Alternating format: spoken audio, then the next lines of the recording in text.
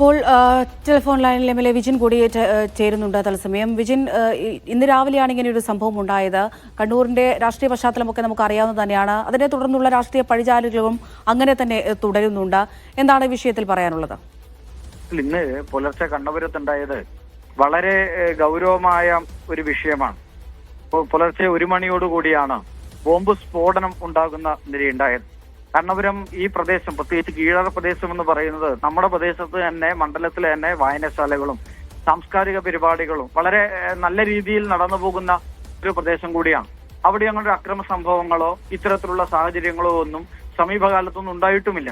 പക്ഷേ ഇവിടെ ഈ വാടക കൊടുത്ത വീട്ടിൽ പ്രദേശവാസികൾ തന്നെ പറഞ്ഞത് രാത്രി കാലങ്ങളിൽ ചില ആളുകൾ വന്നു പോകാറുണ്ട്. ഈ വീടിന്റെ ചുറ്റുമുള്ള ഭാഗങ്ങളിൽ വീടുകളുണ്ടെങ്കിലും ഈ വീടിനോട് ചേർന്ന പ്രദേശം വൃത്തിയാക്കാതെ കാട് പിടിച്ചു നിൽക്കുന്ന ഒരു സാഹചര്യമാണ് നിലവിലുള്ളത്. പക്ഷെ ഇന്നലെ രാത്രി ഉണ്ടായ ഈ ഉഗ്ര സ്ഫോടനത്തിൽ സമീപ പ്രദേശത്തുള്ള വീടുകളുടെ ജനലുകളും വാതിലുകളും ഉൾപ്പെടെ തകർന്നു പോവുകയുണ്ടായി. ഈ വീട് പൂർണ്ണമായും തകർന്നു. അത്രയും ഗൗരവമായ സ്ഫോടനമാണ് ഇവിടെ ഉണ്ടായത്. ഒരാളുടെ മരണവും സംഭവിക്കുന്ന നില ആദ്യഘട്ടത്തിൽ തന്നെ ഉണ്ടായി. അപ്പോൾ ഇതിൽ ഗൗരവമായ അന്വേഷണം ഉണ്ടാകണം എന്നുള്ളത് തന്നെയാണ് ഇതിന്റെ ഭാഗമായി സൂചിപ്പിക്കാനുള്ളത്.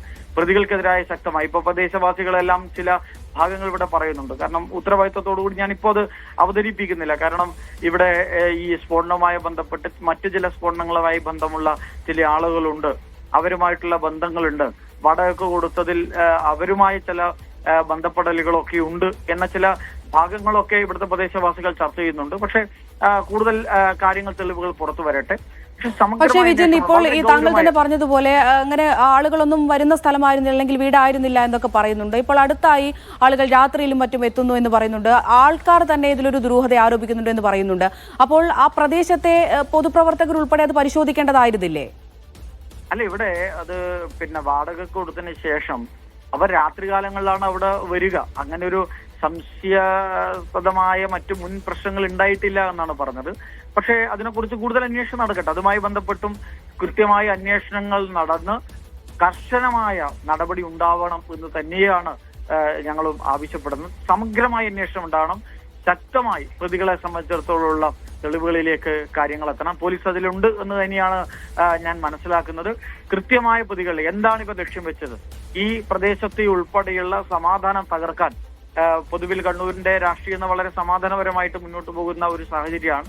അപ്പോ അത് ഉൾപ്പെടെയുള്ള ഭാഗങ്ങൾ എന്താണ്, കണ്ണപുരമായാലും കരിയാശ്ശേരി മണ്ഡലമായാലും പൊതുവെ വളരെ സമാധാനപരമായിട്ടുള്ള അന്തരീക്ഷമാണ് നിലനിൽക്കുന്നത്.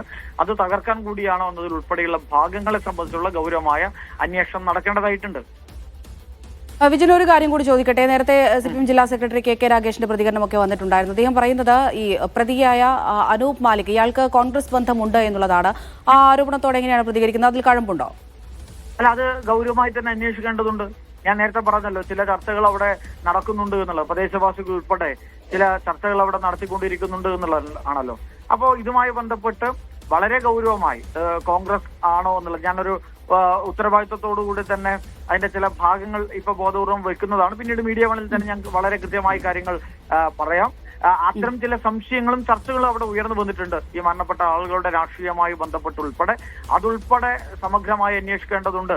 എന്തിന് അങ്ങനെയാണെങ്കിൽ സമാധാനത്തിന്റെ വക്താക്കൾ എന്ന് പറഞ്ഞ് നടക്കുന്നവർ ഇത്തരം പ്രവർത്തനങ്ങൾക്ക് ഈ കണ്ണപുരം പോലുള്ള കീഴറ പോലുള്ള പ്രദേശത്ത് നടത്തിയെന്ന ഉൾപ്പെടെ ചോദ്യങ്ങൾ തുടർന്ന് ഉയർന്നു വരിക തന്നെ ചെയ്യും. ഒരു സംശയവുമില്ലാത്ത കാര്യമാണ്. അതിൽ സമഗ്രമായ അന്വേഷണം വേണം. അത്തരം ചില ചർച്ചകൾ തന്നെയാണ് പ്രദേശവാസികൾ ഇപ്പോൾ നടത്തിക്കൊണ്ടിരിക്കുന്നത്. ഓക്കെ, വളരെയധികം നന്ദി എം വിജിൻ പ്രതികരിച്ചതിന്.